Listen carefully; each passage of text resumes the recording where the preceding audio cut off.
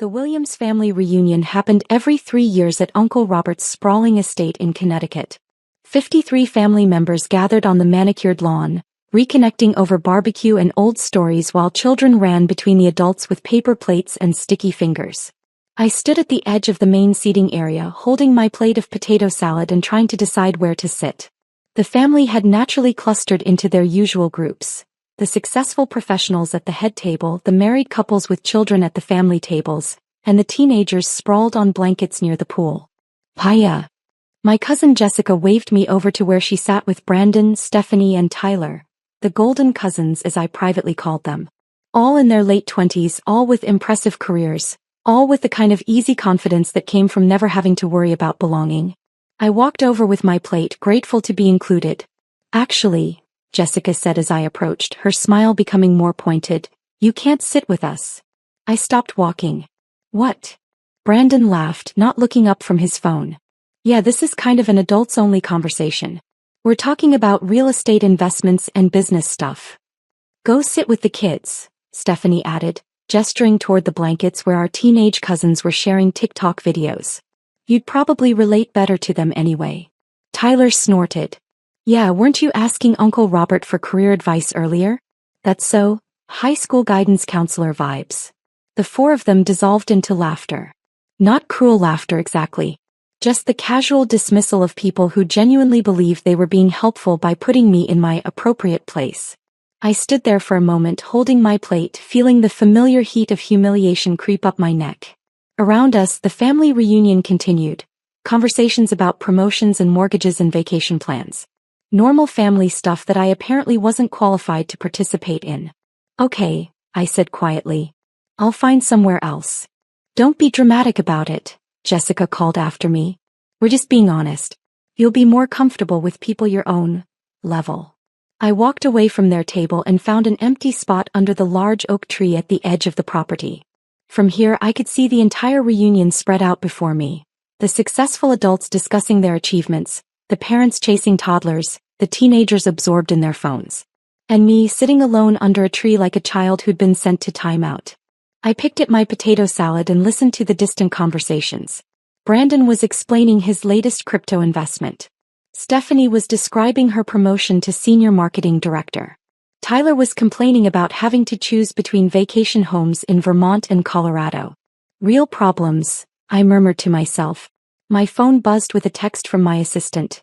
Helicopter ETA 4:30 p.m. Pilot confirms weather is clear for island departure. I glanced at the time, 4:15 p.m. Perfect timing. I'd been planning to stay for the whole afternoon, maybe even help with cleanup like I usually did.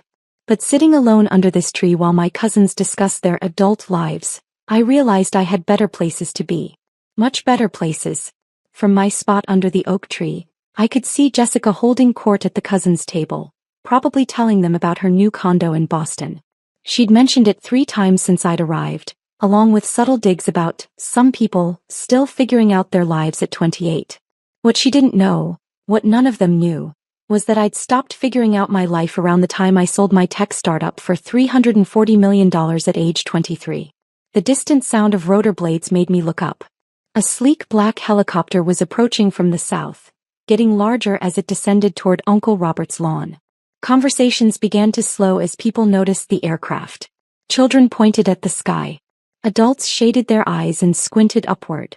Is that? Someone called out. Why is there a helicopter? Aunt Margaret's voice carried across the lawn. The helicopter touched down gently on the grass about 50 yards from the main party area, its rotors creating an impressive whirlwind that sent napkins flying and forced everyone to hold down their paper plates. The pilot emerged and walked toward the family gathering. He was wearing a crisp uniform and carrying a tablet. His eyes swept the crowd until they found me sitting under the tree. Ms. Williams, he called out, his voice carrying clearly in the sudden quiet. Why Williams?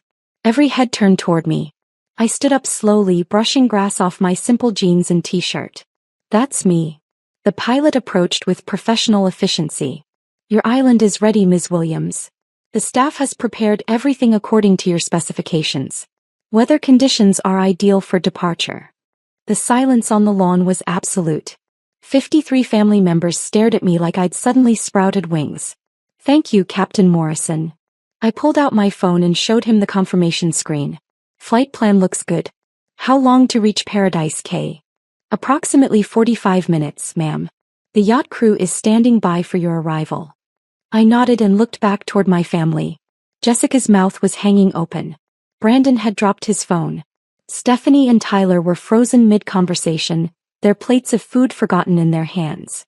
Uncle Robert stepped forward, clearly trying to process what he was witnessing. Maya, what's going on? Whose helicopter is this? It's mine, I said simply. Yours. Well, technically it belongs to Meridian Holdings, but I own Meridian Holdings, so... I shrugged. Mine. Aunt Margaret found her voice first. Maya, sweetie, what are you talking about? You work at that little tech company downtown. I did work at a tech company downtown. I owned it. I sold it 5 years ago. Sold it for what? Uncle Robert asked. $340 million. The silence stretched even longer this time. Plus equity stakes in 3 other companies, I added. And a real estate portfolio. And some other investments. Jessica finally closed her mouth long enough to speak. Maya, that's impossible. You drive a Honda Civic. I like my Honda Civic. It's reliable. But you live in that tiny apartment. I like small spaces. They're cozy. You asked Uncle Robert for career advice. I looked at Uncle Robert, who was staring at me like I'd announced I was from Mars. I asked him about his experience in municipal bonds. I'm considering investing in infrastructure projects. Investing how much? He whispered. About $200 million to start. Brandon made a choking sound. $200 million? Give or take. The market fluctuates. Stephanie stepped forward, her voice shaky. Maya, if you really have that much money, why didn't you tell us? I looked at her for a long moment. When would I have told you? When you were explaining that I couldn't sit with you because I wasn't successful enough. Or when you suggested I'd be more comfortable with the children. Her face went bright red. Ms. Williams. Captain Morrison checked his watch. We should depart soon to maintain our flight schedule. Of course. I turned back to my family. I should go. My island staff is expecting me. Your island. Tyler's voice cracked slightly. Paradise Cay. I bought it last year. 37 acres in the Bahamas. It's where I go when I need a break from people. I started walking toward the helicopter, then paused and looked back at Jessica. By the way, Jess, I heard you talking about your condo in Boston. That's exciting. Real estate is such a good investment. Thank you, she said weakly. I should mention though, I own the building your condo is in. Beacon Hill Properties? That's one of my companies. Jessica's face went completely white. You've been a great tenant. Always pay your rent on time. I appreciate that. I continued walking toward the helicopter as Captain Morrison opened the passenger door for me. Maya, wait. Dad's voice called out from the crowd. I turned to see him pushing through the family members, his face a mixture of confusion and something that might have been pride. Maya, honey, I don't understand. When did all this happen? Over the past 5 years, Dad. I've been trying to tell you, but every time I brought up work, you'd change the subject or suggest I focus on finding a stable job instead of my computer hobby. He stopped walking, the words hitting him like a physical blow. Your computer hobby was worth $300 million? The sale was worth $340 million.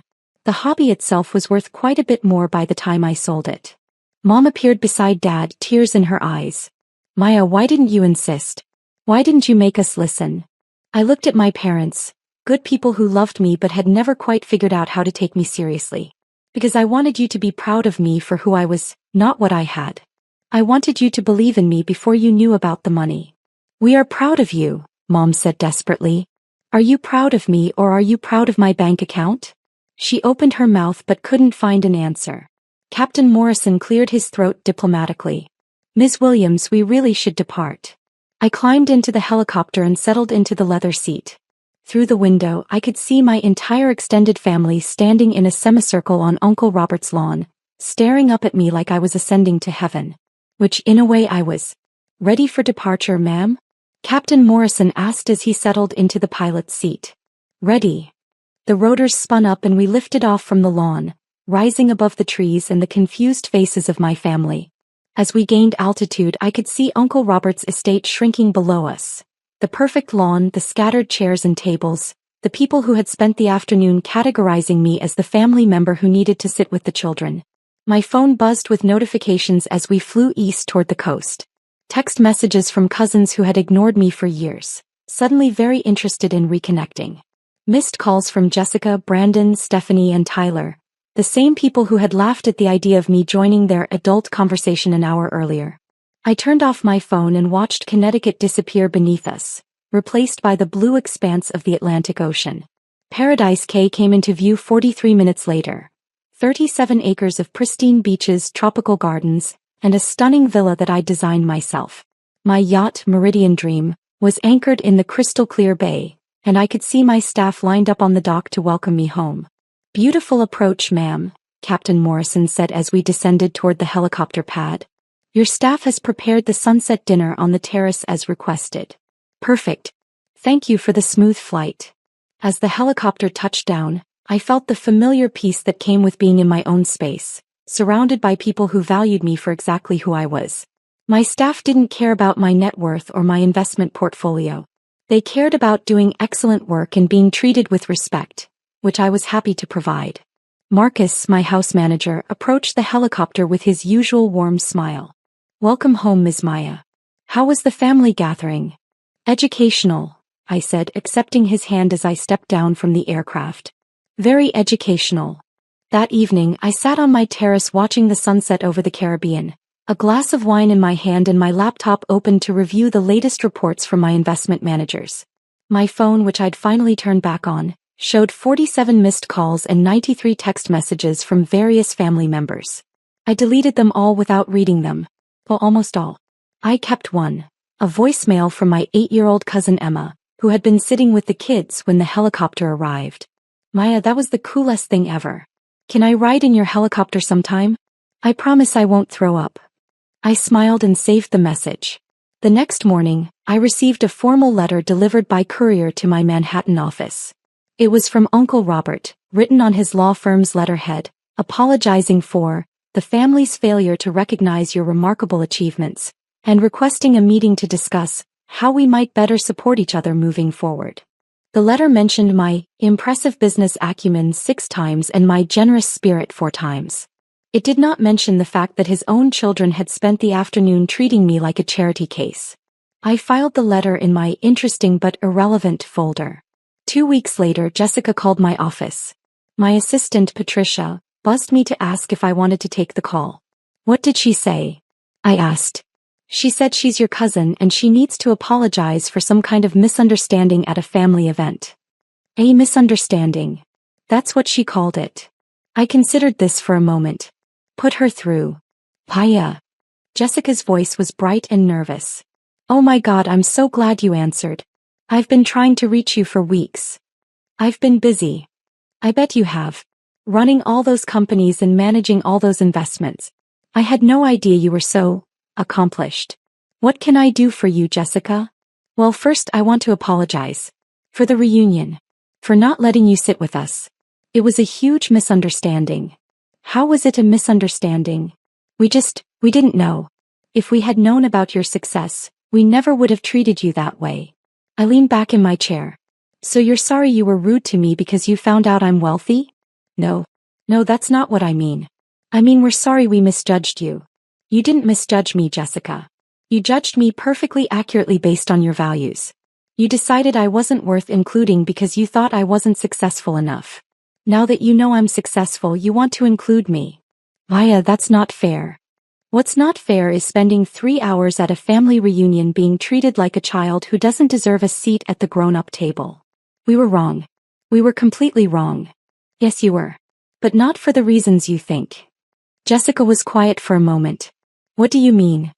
"You were wrong because you treated a family member badly, period. It shouldn't matter how much money I have. It shouldn't matter what my job is. I'm your cousin and you were cruel to me." "You're right. You're absolutely right. But here's the thing, Jess. If I had told you that day that I was worth $500 million, you would have immediately invited me to sit with you. You would have hung on my every word. You would have been fascinated by my opinions about real estate and business." "Well, yes, probably. So your apology isn't really about treating me badly. It's about missing an opportunity to network with someone wealthy. The line went quiet. Maya, I really am sorry. Not because of your money. Because I hurt you. Are you? Or are you sorry because your rent just went up 20% and you found out your landlord is your cousin you were rude to? Another pause. How did you know about the rent increase? As I approved it. Your building is undervalued for the neighborhood. Market rate adjustment.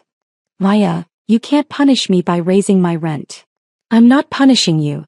I'm running a business. Your rent is still below market rate for Beacon Hill. But we're family. Yes, we are. And when I needed my family to treat me with basic respect, they told me to sit with the children. Jessica's voice became very small. What can I do to make this right? I looked out my office window at the Manhattan skyline. 12 of the buildings in my view were properties I owned or had investments in. Jessica's building in Boston was just one small piece of a portfolio that generated millions in revenue every month. Nothing, I said finally. Nothing. There's nothing you can do to make it right, Jess. Because you can't undo who you really are. And who you really are is someone who judges people by their bank accounts. That's not true. It's completely true. And you know what? That's your choice. But it's also my choice not to have people like that in my life. Maya, please. We're family. Family doesn't charge admission based on net worth. I hung up. 6 months later, I received an invitation to Tyler's wedding. It came with a handwritten note.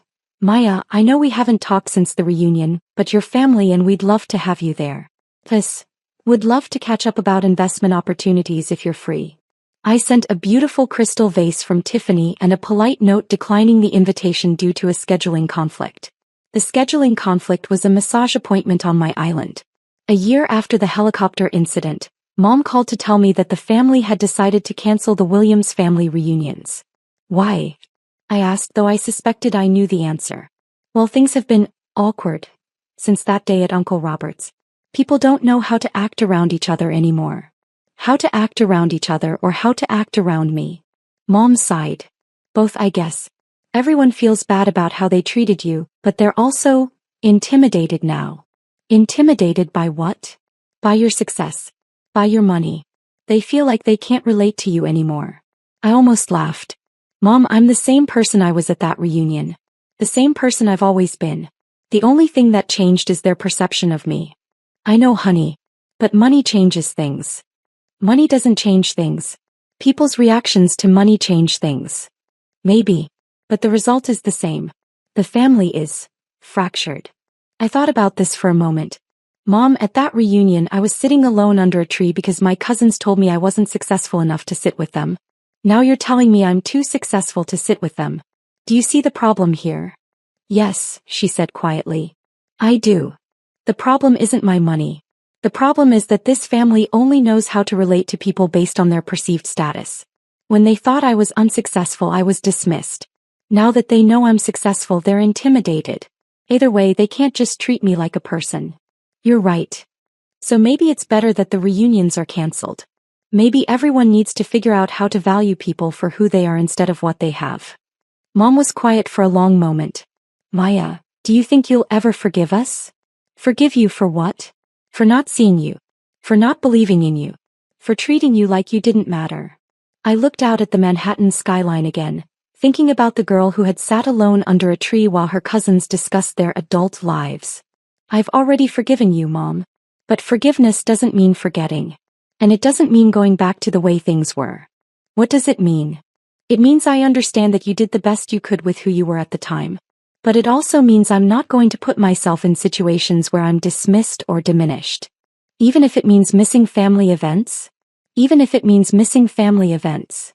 We talked for a few more minutes about other things. Her garden, Dad's golf game, my latest acquisition in the Maldives. Normal conversation between a mother and daughter. When we hung up, I felt something I hadn't felt in years when talking to my family. Peace. 2 years later, I received a completely different kind of message. A letter from Emma, the 8-year-old cousin who had asked about riding in my helicopter. She was 10 now, and her letter was written in careful cursive on lined paper.